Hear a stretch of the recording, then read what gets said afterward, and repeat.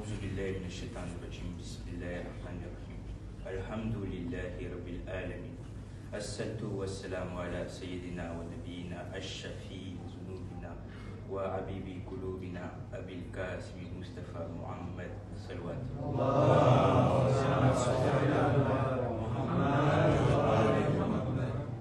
وعلى آل الطيبين الطاهرين وعلى جميع الأنبياء والمرسلين فقد الله في كاتب مجيد بسم الله الرحمن الرحيم. Et parmi les hommes, il en est qui donne sa vie pour la recherche de l'agrément d'Allah.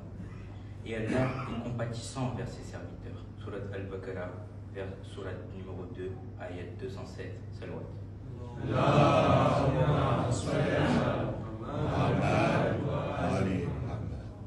Lorsque nous pensons au sacrifice, au courage et à la fidélité, un nom traverse immédiatement le cœur des croyants, celui d'Aboul Fazil Abbas, le fils du lion de Dieu, l'imam Ali, et de la noble dame Ummul Banin. L'histoire de Mawla Abbas ne se limite pas qu'à sa bravoure. Elle est un chant de loyauté pure, un cri silencieux d'amour fraternel, un miroir dans lequel chaque génération peut voir ce que signifie vivre et mourir pour une cause juste. Dans ce majlis, nous allons explorer la profondeur de son âme, sa jeunesse exemplaire et l'impact intemporel de son sacrifice. Dans ce verset de la Sourate Al-Baqarah, cité au-dessus, il semble avoir été révélé pour des hommes comme Mawla Abbas. Il n'a pas donné sa vie pour une ambition personnelle, ni pour un intérêt matériel, mais uniquement pour l'agrément d'Allah, à travers la défense de l'imam de son temps. À Karbala, il n'a pas recherché la gloire ni le martyr par orgueil. Il voulait une seule chose, voir Hussein debout et honoré. La compassion d'Allah envers ses serviteurs s'est incarnée dans le cœur de Mawla Abbas, un cœur qui battait pour les enfants assoiffés, pour la tante de Zainab, pour l'honneur de la famille du prophète sallallahu alayhi wa sallam.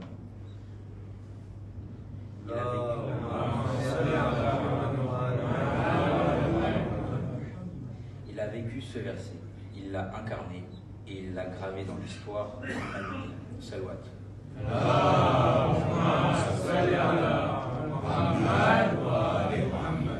Mawla Abbas est né à Médine, dans une maison illuminée par le savoir, la piété et le courage. Dès son enfance, il montra des signes de distinction. L'imam Ali, conscient du rôle que son fils jouerait plus tard, l'éleva dans une attention particulière. Il lui enseigna le Saint-Coran, l'éthique, la chevalerie et le combat. Mais plus encore, il lui transmit l'amour de l'imam de son époque. Dans un extrait rapporté dans Bia al-Anwar, volume 16, il est dit que Mawla Abbas est l'ombre fidèle de l'imam Hussein. Sa foi ferme était un rempart inébranlable et sa loyauté une lumière guidante pour les générations à venir. L'imam Jafar al-Sadiq nous enseigne à suivre son exemple dans la sincérité et le courage. Il est dit que l'imam Ali avait l'habitude de placer Mawla Abbas sur ses genoux et de pleurer en le regardant. Lorsqu'on lui demandait pourquoi, il répondit « Je vois le jour où ses bras seront tranchés. Je vois le jour où ses bras seront tranchés en défendant mon Hussein. » Il est rapporté dans les récits traditionnels populaires que même avant Karbala, Mawla Abbas était déjà le serviteur silencieux de son frère, apportant l'eau lorsqu'il avait soif et le rafraîchissant avec tendresse, comme pour dire « Mon honneur est d'être ton serviteur ». Dans sa jeunesse, Mawla Abbas était connu pour sa grande beauté. On l'appelait Mar Bani Hashim, la lune des Bani Hashim. Mais ce surnom n'était pas qu'un éloge de son apparence. Il illuminait les cœurs par sa noblesse. Dans plusieurs récits authentiques rapportés dans Bia al-Anwar et Nafas al-Ma'moum, il est souligné que Mawla Abbas, malgré sa force physique remarquable, il faisait preuve d'une grande sagesse et d'un calme exemplaire face aux provocations.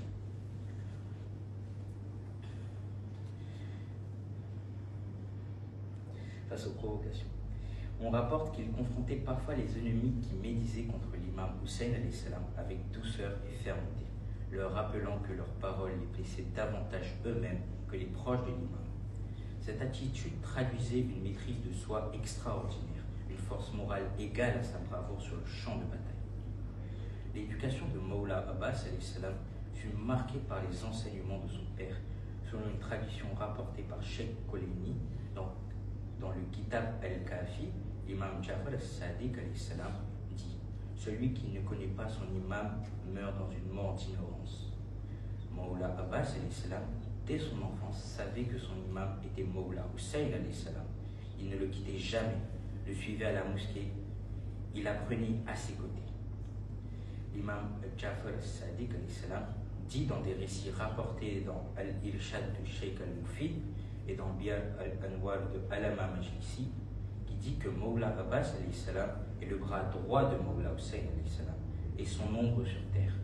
Là où se trouve Hussein, se trouve Abbas. Il ne le quitte jamais.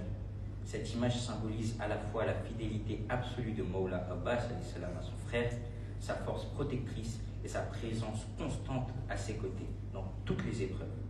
La notion d'ombre souligne la proximité et la dévotion totale, comme un prolongement naturel de Mawla Hussein salam.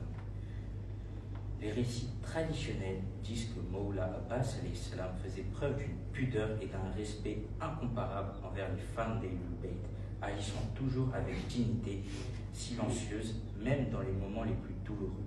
Son regard était toujours baissé, symbole de sa loyauté profonde et de sa maîtrise de soi. Salawat.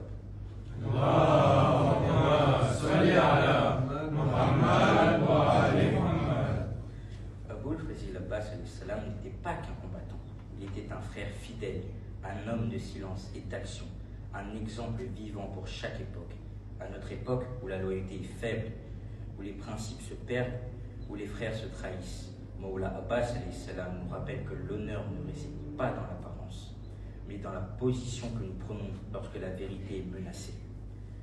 À travers des hadiths et des riwayat, il nous dit à cette jeunesse: ne vends pas ton âme pour un écran, ne baisse pas la tête devant le faux. Si tu veux être un homme, alors cherche un Hussein à servir. Dans notre cas, nous devons servir notre imam de notre temps, l'imam Zaman alayhi salam.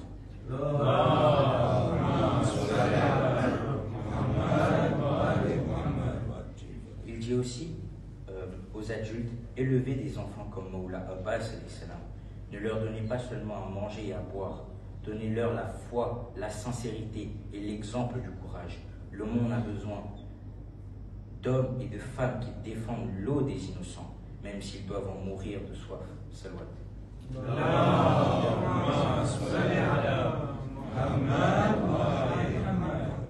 Mawla Abbas salam n'a jamais recherché un poste, une médaille ou un titre.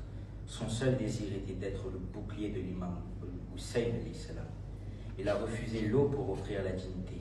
Il a préféré la décapitation à la désobéissance.